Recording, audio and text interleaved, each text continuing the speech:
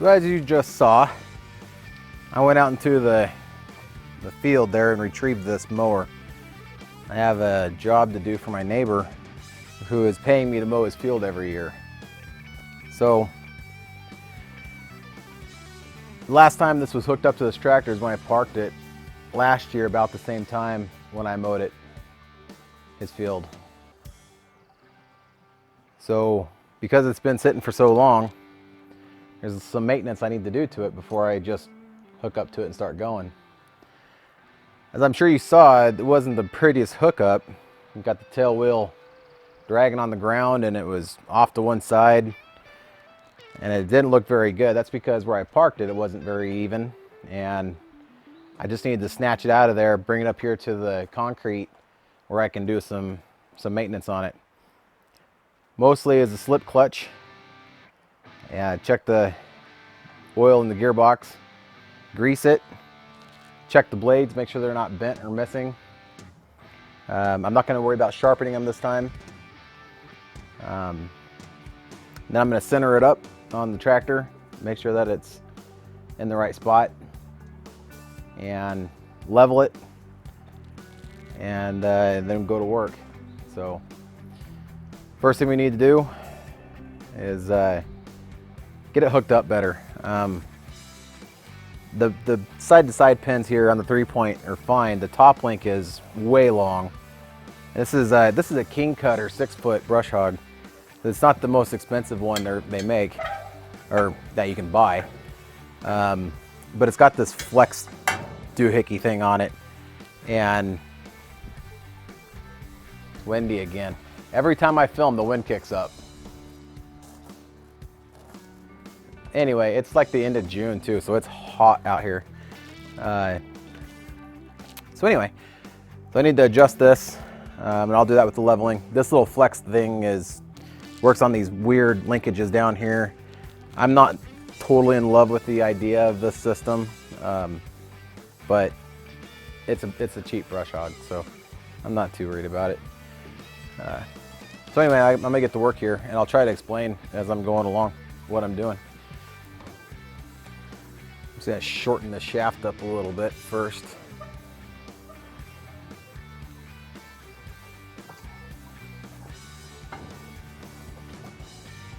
Like I said, I'll worry about actually getting this perfectly level a little bit later here. That's getting tight. So the shorter this shaft here gets, this top link gets, the more the back end's gonna come up, right? Because these don't move. So, and as you saw, that tail wheel just dragging on the ground, so it's got to come up quite a bit. But in order to get it to move anymore, I have to raise or lower these bottom links here. Now we're going to do the side to side. So all I'm looking to do here is to remove this pin. And on these LSs, these are all adjustable. These side parts of the link here. Some of them have turnbuckles. Some of them are actually rigid. So these have a series of holes in them that you can adjust how wide these are apart from each other, or how offset it is from the tractor. So all I need to do is pull this pin and the one on the other side. So with the pins pulled, this can move pretty easily. And what I'm looking to do is just get the holes to line up on both sides. It's got to go that way quite a bit.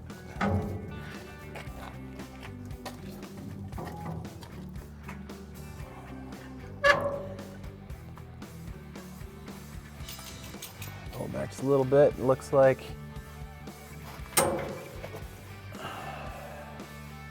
that'll be it. And I'll show you what I'm seeing here in just one second.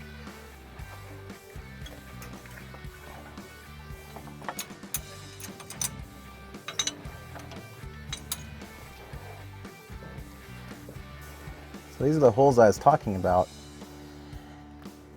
And you can see that this hole here is a little bit more oblong. And what that does is it allows for a little bit of side-to-side movement while we're going through the field.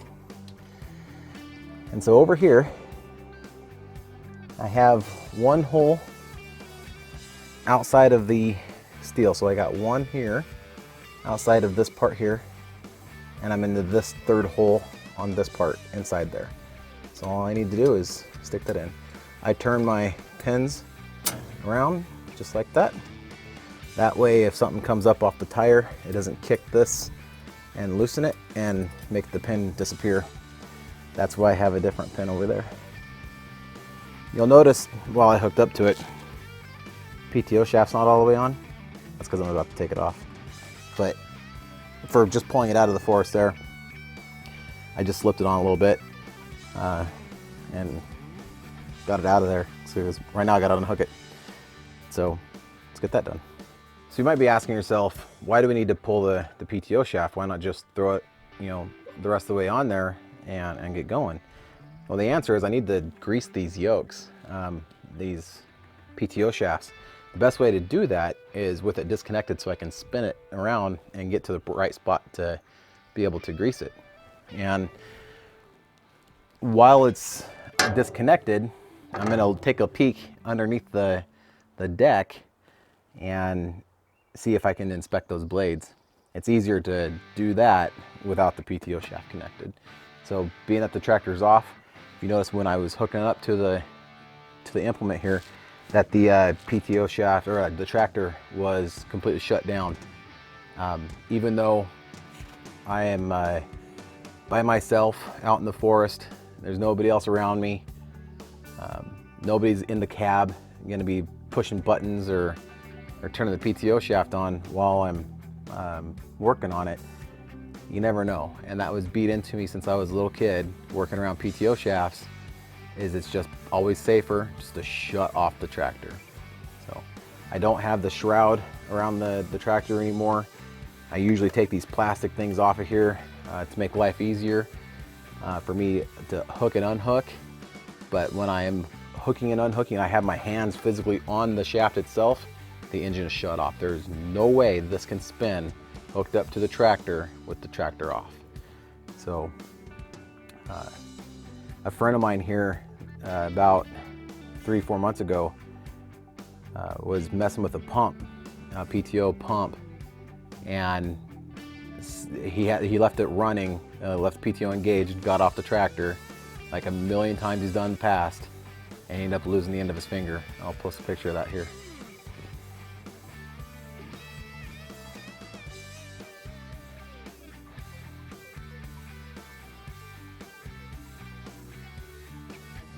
It's pretty gruesome, and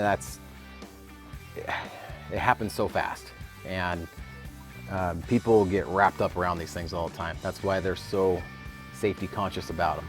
So, but just be smart and use your head. Just because you've done it 1,000,000 times, that 1,000,001 might end your life. So, all right, well, let's get this off here. So now I can spin it and access, whoop, too much. Come back. Access that grease zerk. That is right there. Let me go get my grease gun.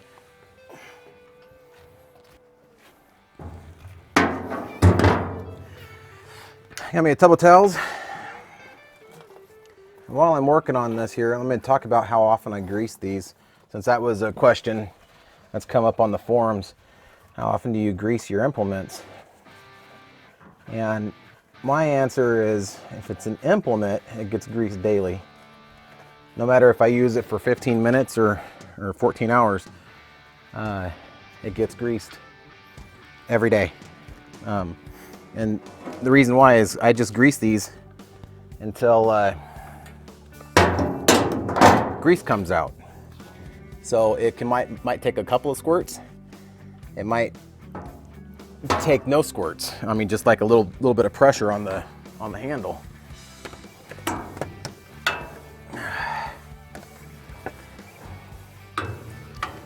Kind of doing this back. There we go. That's why I love that lock and lube. And I'm just greased until it starts coming out.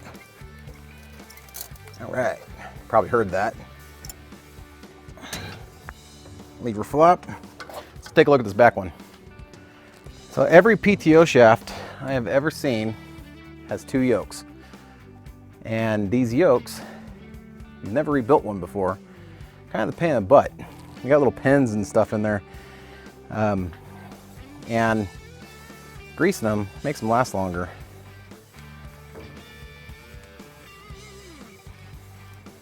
Five, 6. All right, and just give it a little bit extra. Saw it come out there and down there a little bit. Oh, that's done. Take a look at this tail wheel here. It's got a bushing in there, and we got to keep it greased too. Just kind of inspecting it real quick.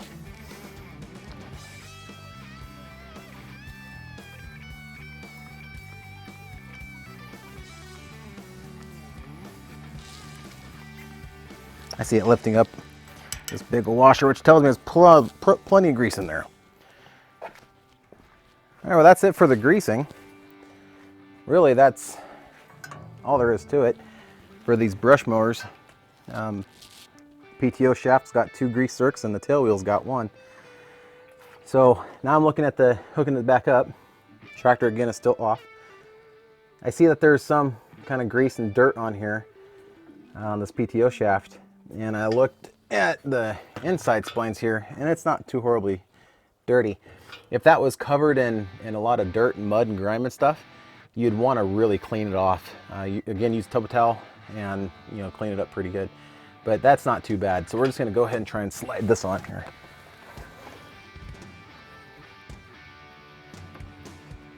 Feel those lands engage. There we go. Slide back the detents. Give it a good shake, give it a good tug, make sure that it's locked on there. You really don't want this coming off and when this thing is rotating at 540 RPM. Now that we have this all hooked up properly, we still need to level the deck.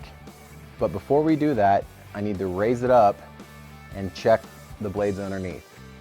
Now the reason why we need to do that next is because I'm getting ready to work on that clutch. And that means I'm going to be spinning the PTO. If there's something wrong under there, I want to know about it before I engage the PTO. So I'm going to start up the tractor, I'm going to lift it up, I'm going to shut off the tractor. I'm not going to crawl under there unless I absolutely have to, in which case I'll jack stand it up. But I'm just going to lift it up, take a peek, and probably lower it right back down again. So.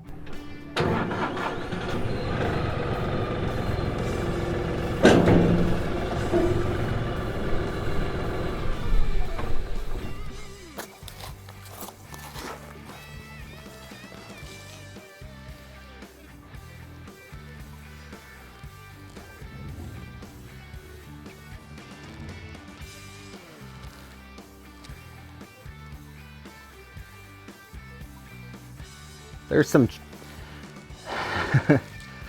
they're pretty chewed up. There's not much of a cutting edge, but I don't see anything really wrong. They feel tight, they're moving. I already checked that side before I put the camera over there.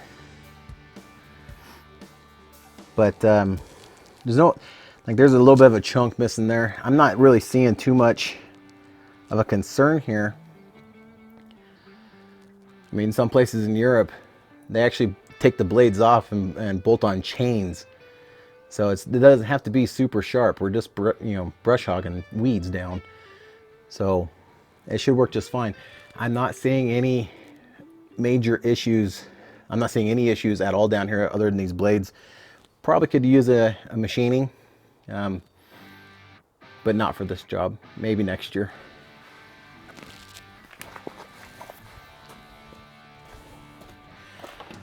Just going to lower it down without the power being on.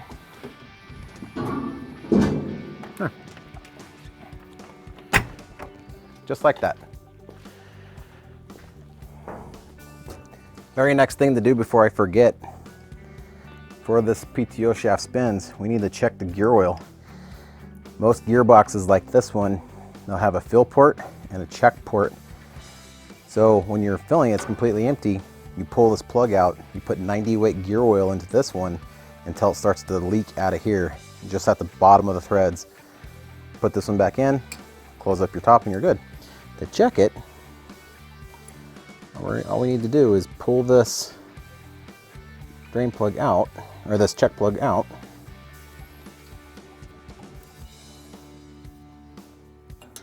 And look for oil.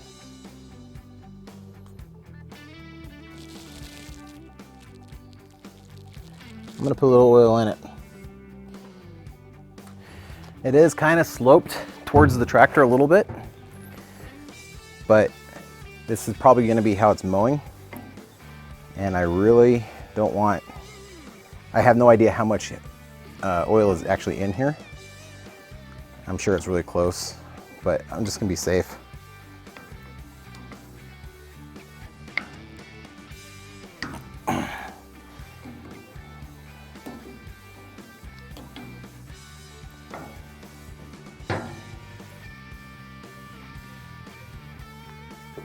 Kind of sludgy. I'm gonna get a tub of towels, wipe that up. Just do it with my finger. Wipe it on my pants. That's the spot for it. This is just gear lubricant, AEW90, 90 weight. I'm gonna squirt it in there until I see it come out. Yeah, it looks like it turned a little sludgy, and just needs some more. A lot more. Wow. So why we do these checks? Okay, there it comes. Probably gonna puke out for a little bit. Yeah, see, it's real thick and sludgy. I probably put way too much in there. I'm gonna grab a paper towel and clean that up a little bit. I'm just gonna let that leak out for a little bit, because you don't want these overfull. So it looks like I put too much in there. It's still flowing out pretty good. Just took a minute for that oil to come through the gearbox. That's fine. It could use a little bit of an oil change, right? You're supposed to change the oil in these every once in a while. I don't know how many hours it's supposed to be. On the farm, it was every year. It was every winter. It was our winter projects. But well, it's still coming out. I put way too much in there. Let me go ahead and put this cap back on. This one I haven't changed ever. I had to put a bunch of gear oil in it when I bought it. But I checked it, you know, every time I hook up to it. But this is the first time it's been low.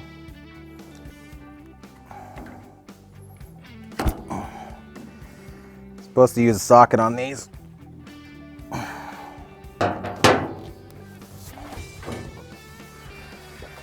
One thing's for sure,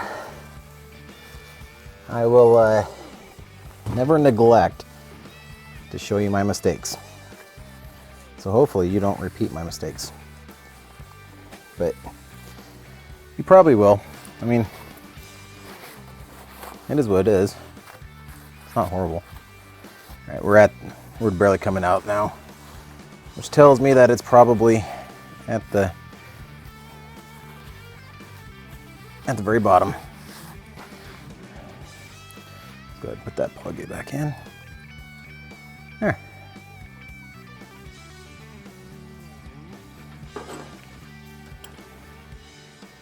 And this coming winter, I'll probably do an oil change on it. It's kind of a pain in the butt to do this one. There's not a drain plug on it.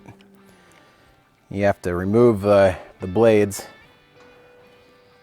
remove the shaft, the PTO shaft, undo these 4 bolts, take the gearbox off, tip it upside down, pour it out of there, out of the fill plug, and then put it all back together again. Well, I clean up my hands here with a tub of towel. I'm going to use the rest of it to clean this up. I'm going to talk about my Amazon affiliate program. My Amazon affiliate program that I was linking to Amazon shut me down. Apparently I wasn't selling enough and or didn't have enough, subscribers for them to worry about me. So I'm no longer making any money from Amazon. Not that I really was. I think I made a grand total of like, boy, I want to say it was like 20 bucks total. But every little bit helps. But yeah, they reviewed my account and decided to shut me down. So all those links I might go back and just make generic links for if they don't work. So this slip clutch did not come with this mower.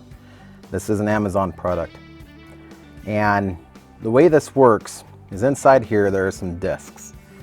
And if there is something that stops the blades, say a rock or a stump or something like that, and it brings the blades to a stop, even momentarily, these will slip and it'll disconnect the PTO shaft in a way that it won't damage the gearbox of the tractor. So every single PTO implement should have either a slip clutch or what's called a shear bolt. And this one had a shear bolt on it. It was right here. The shaft actually came down and bolted in right here. And you're supposed to use really lightweight bolts, not very hard bolts, so they shear easily. Well, the first time I was out brush hogging with this mower, I went through 11 shear bolts in about 6 hours. It was something like that, something crazy. So I sprung for the slip clutch.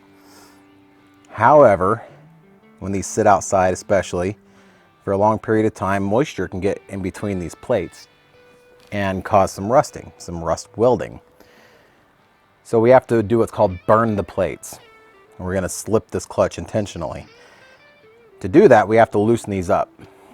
So when you first get them, they'll be pre-torqued for what they think you're going to use on, for what they think your tractor's horsepower is. And of course, they don't know any of that information. So you kind of have to set it yourself. It might come with instructions on how to do that. I've never actually read those kind of instructions. I've just always done this myself. You might see this line across here. That was a friend of mine trying to help me, and he thought that these parts would slip even though they're bolted across here. These parts don't slip. It's these parts inside here that slip. So the first thing we're going to do is take some soapstone. You can use a Sharpie, you can use paint marker, which that is. You could use just about anything you want. All you need to do is come in here and make a line across there. Just like that. Let's see if you can see that. Just like that. Now, we're going to take a measurement. And I got my calipers out here. You can use a tape measure, you could use whatever you want. I'm going to use this because it's easier to read for camera. So this is the first time I've ever used these for this type of application. So I'm just going to run this down here, put this on the plate. I'm measuring to the top of the nut.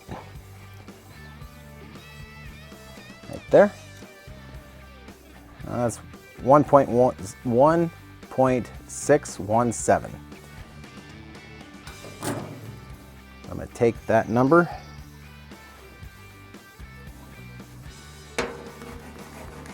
$1.617. I'm going to measure this one.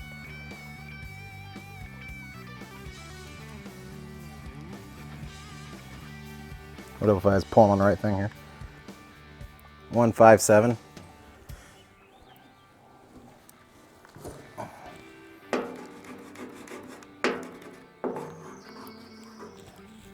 Soapstone isn't writing on this paint so well.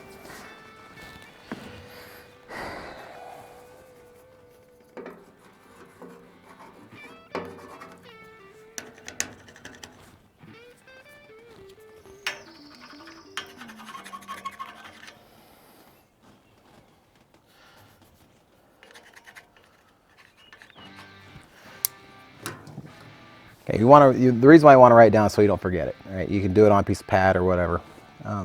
Usually I write it on the back side over here, but I was trying to do this so you could see it. So anyway, all right. So now we measured a couple of them. We want to loosen them almost all the way up.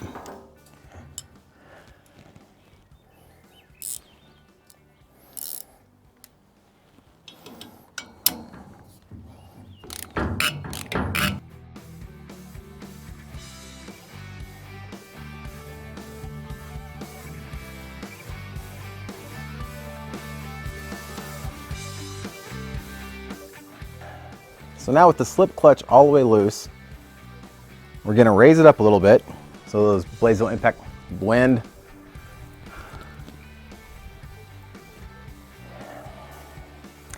Man, I tell you, every time I try to film something, the wind's got to blow.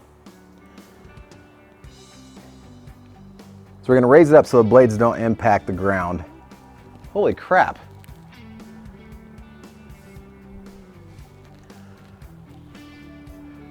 You know, if we're living in the forest, it's sure windy around here.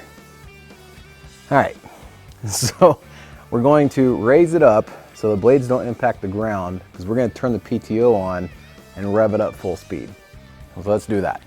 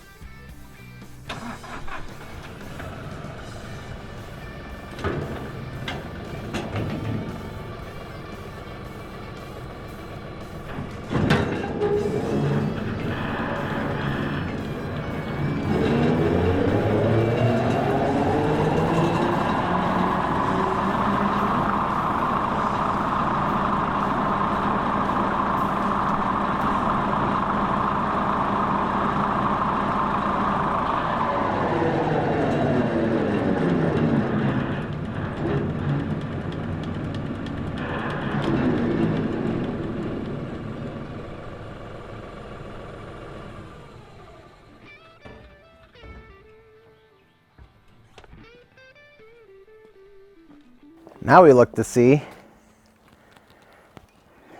if that line is moved, which it should have, and I see it right there. It was across this other plate. So that tells me that it moved. However, I really want it to move. So we're going to do what we just did. Now I hope you, not this line, the one down there in the bottom. If we look around, I'm not seeing the other side of it. It's probably right on the bottom side, 180 degrees from this part here. The soapstone line that is in there is what I'm looking for. So I really want these plates to be burned together just to make sure. So I'm going to do what we just did 3 more times.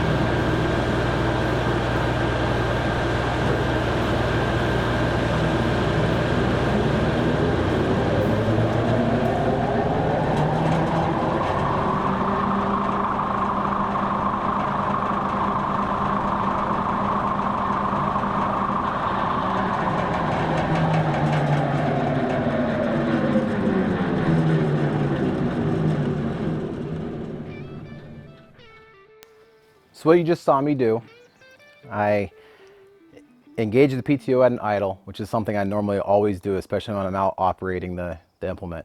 I always start the PTO at an idle, rev up the engine, and then go to work.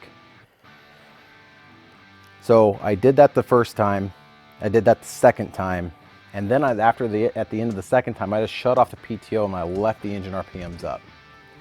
And you may have noticed that for the next 2 times I just engaged the PTO shaft started spinning really fast. But it took the blades a second to get going. The whole thing starts to shake and move a little bit. It was vibrating because there's a lot of mass moving around inside there. So what that was these plates on the slip clutch slipping. So that's a good thing. But now comes the hard part. Anybody can loosen these things up and slip them. The hard part is figuring out that little sweet spot of how tight to tighten them down. Too loose and your blades or your implement won't work as well or as efficient because they'll always be slipping. Too tight, and if you hit something like a rock or something, you risk damaging your tractor. So there's a little fine line in there, and that's why we wrote down the measurement, which I highly recommend always doing, even on brand new ones. So we're going to come within probably a full turn of the nut from that measurement, and then we're gonna go try it. We're gonna go find some grass and try and mow with it. And if it leaves a little bit behind, we have to tighten them up just a little bit. If it mows it down pretty, we're gonna make another line. If it mows it down pretty and the line doesn't move, we might be too tight, depending on how close we are to our initial measurement.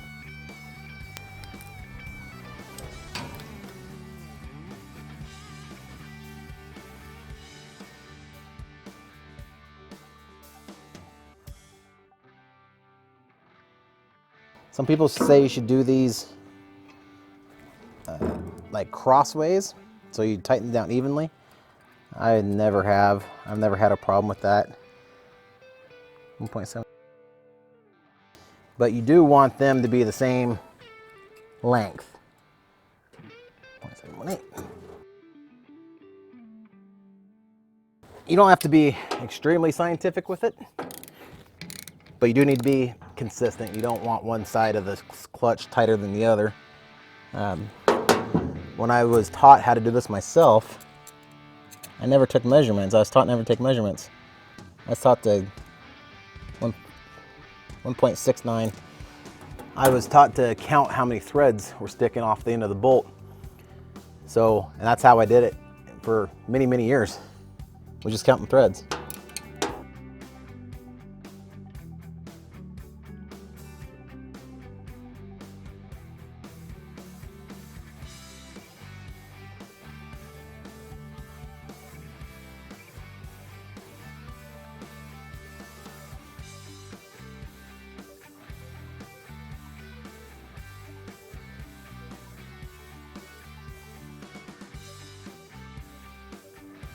And now I'm going to take my soap zone.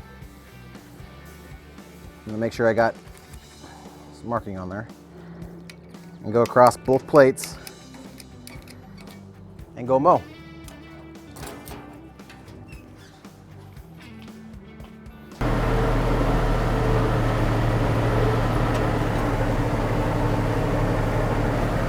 All right, we're alongside my driveway here. I pulled it down to an absolute idle. Now that I realize is on the way down here, I didn't actually level the deck, so I'm just going to kind of eyeball the front to back, and I think that's going to be good right about there. At an absolute idle, I'm going to turn on the PTO. And I'm going to rev it up to 540 RPM, PTO RPM, which is 2400 engine RPM. I'm going to go at the speed I'll be mowing at.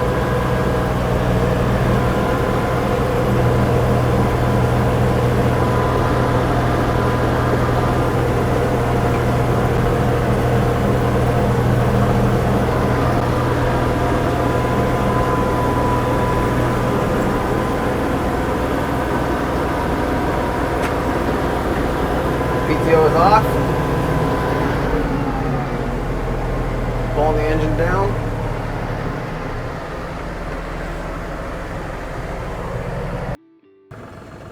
Okay, so if you can see that, one of these was my original, the other is not. So that means that the PTO slip clutch was slipping during this mowing that we just did, because those two marks were not that close together. I was kind of looking to see if I could find the other ones. There's one. So, how'd it mow though? You know, it didn't do half bad. I do see some stuff that's still kind of standing.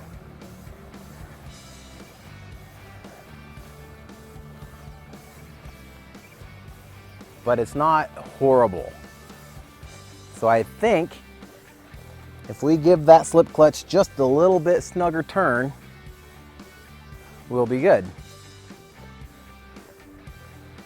We definitely want to do a good job while we're mowing. And this is pretty thin too.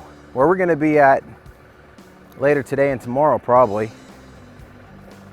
it's really thick, really tall, thick grass. So this isn't really a fair assessment. We're just trying to get close, right?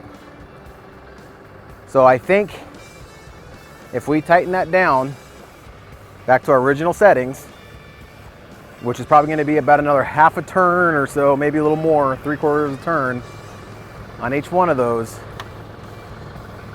it'll be right at the right spot. So let's go make that happen. So I just did the slip clutch again, and I tightened it up a little bit more. I think right now we're at 1.66 all the way around. So we're still a little bit longer than initially, where we were at initially. But I'm gonna take the tools with me just in case I need to tighten it up more. Again, it's kind of a fine line where you want that clutch at. So if I notice that it's doing a lot of slipping and not a lot of cutting, then I'll stop and I'll tighten it up a little bit more using a tape measure that I carry. I don't carry calipers with me in the field. But right now I think it's set good at 1.660, and they're all just about even. So the final thing we have to do is level this thing, and that thing got messed up. So the final thing we need to do is level this thing, and I have it set. You want the front end just a little bit lower than the back. So I have it kind of set right where I want it, and you can see that this is bent up a little bit. So if we just take this and tighten it down, which again is going to bring this front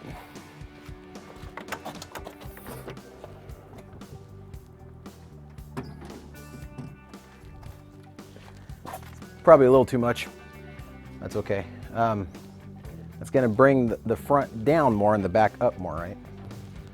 So we'll just snug that up, and we'll snug up this nut. And again, I'll check this when I get out to the field. I'll mow a little bit, and if it's too much at an angle, then I'll fix it.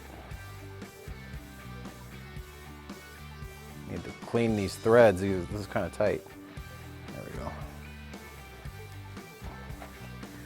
So the next thing I need to make sure, or ensure rather, is that these are the same length. This one's adjustable, right? That can go up and down, so you can tilt your implement. I want these to be the exact same length so that they are, I'm making an even cut, right? I accomplish this by just taking a measurement. I like to go from about center of that bolt to center of that pin. I got 16.5 inches. So then I come over here and I do the same thing over here, and I got 16 and 16 and a little bit more than a half. It's fine. So it's not even worth me. Well, it's for camera, right? I got like 16 and 9/16. So I'm gonna lower this down more.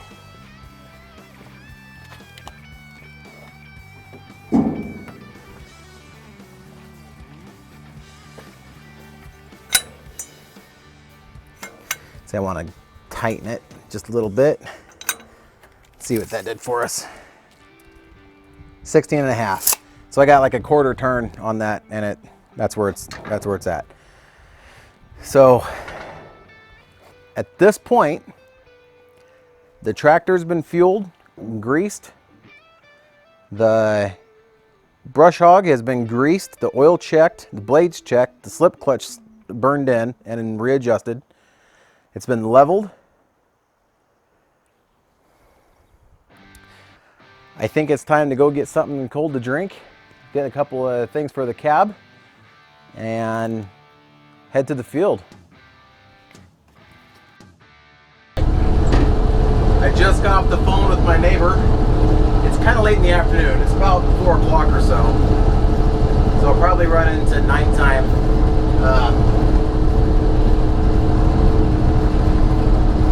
I'll probably run into nighttime mowing. He's paying me for this. I'll talk about that here in a second. He's paying me hourly wage to get this done. So I'm not going to film a lot of it. I'll probably just throw the GoPro up in the window and maybe right where it's at, just like this, and just, you know, do like a hyperlapse of it or something. Some of the things I got with me, I know I'm going to be in this tractor cab for probably, you know, 8-9 hours or so. Some of the things I got with me, I got my phone. I can see what the camera sees right now, and it's plugged into the electrical outlet. On the other side of my charger, I got batteries for the GoPro. I got some camera mount stuff over here, pen. I got a couple bottles of water behind the seat. My friend is a big cherry orchardist, so I got a big old bag of cherries. Let's see what else. I got the radio, I'll have that on. I'll be listening to music or a podcast or something as I'm mowing. And that's really about it. Sunglasses, because it's going to be bright. So I'm about to turn out onto the county road here. Shifted into 4.